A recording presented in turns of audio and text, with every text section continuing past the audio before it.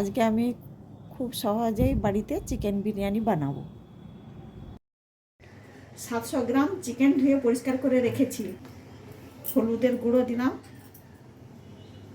আদা বাটা,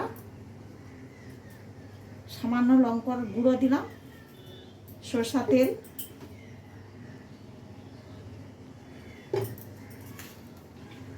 লবণ দিলাম, পাতিলেবুর রস দিয়ে আমি ম্যারিনেট করে আধ ঘন্টার জন্য ম্যারিনেট করে রেখে দেবো। ঢাকা দিয়ে আধ ঘন্টার জন্য রেখে দিচ্ছি। কড়াটা গরম হয়ে গেছে, এবারে সরষা তেল দিয়ে দিচ্ছি। দিয়ে আমি একটু গরম করে নেব তেলটা গরম হয়ে গেছে। এর মধ্যে আমি অল্প একটু চিনি দিয়ে দিচ্ছি। চিনিটা লাল লাল হয়ে উঠলে ওর মধ্যে লবঙ্গ, ছোট এলাচ, দারুচিনি, তেজপাতা দিয়ে দেব।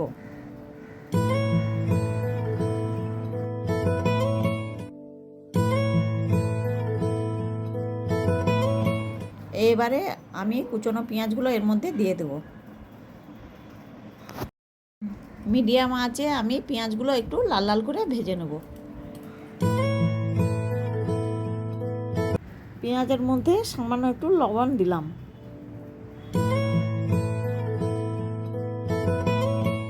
এবারে এর মধ্যে রসুন বাটা দিয়ে দিচ্ছি। টমেটো কুচানো দিয়ে দিলাম।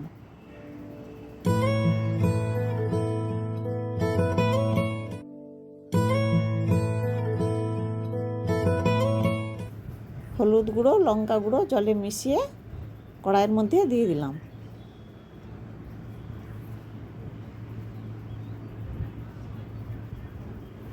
দেখুন মাঝারি আঁচে মশলাটা আমি কষে নিয়েছিলাম, তেল ছেড়ে গেছে। এবারে আমি ম্যারিনেট করা চিকেনটা দিয়ে দেব।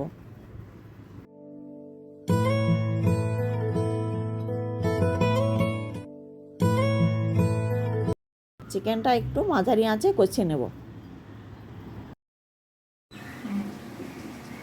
আলুগুলো আমি আগে ভেজে রেখেছিলাম, চিকেনের মধ্যে আলুগুলো দিয়ে দিচ্ছি।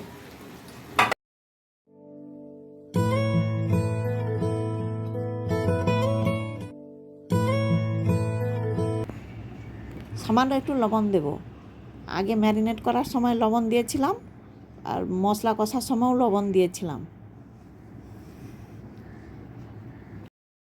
চিকেনটা কষা হয়ে গেছে। বিরিয়ানির জন্য চিকেনটা একদম রেডি।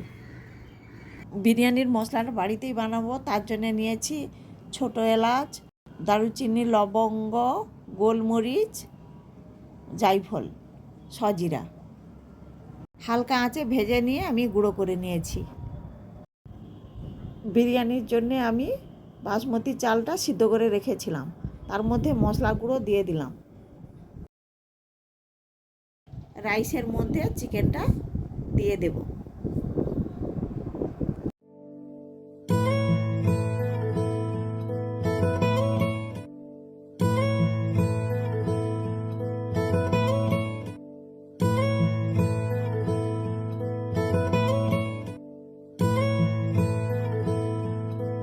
চিকেনটার উপরে আবার কিছুটা রাইস দিয়ে দিচ্ছি।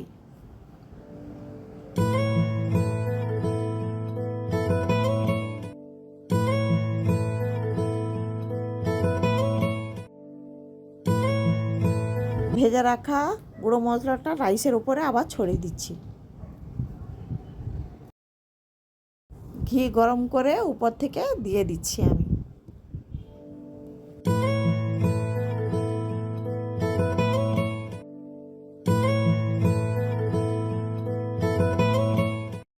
এবারে উপর থেকে কেওড়া জল, গোলাপ জল দিয়ে দিচ্ছি।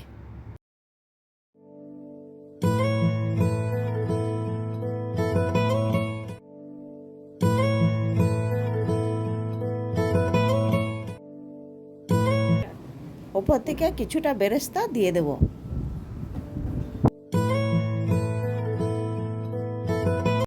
এরপর ঢাকা দিয়ে দমে বসিয়ে দিলে গরম গরম বিরিয়ানি রেডি। রেসিপিটি ভালো লাগলে লাইক, কমেন্ট করবেন।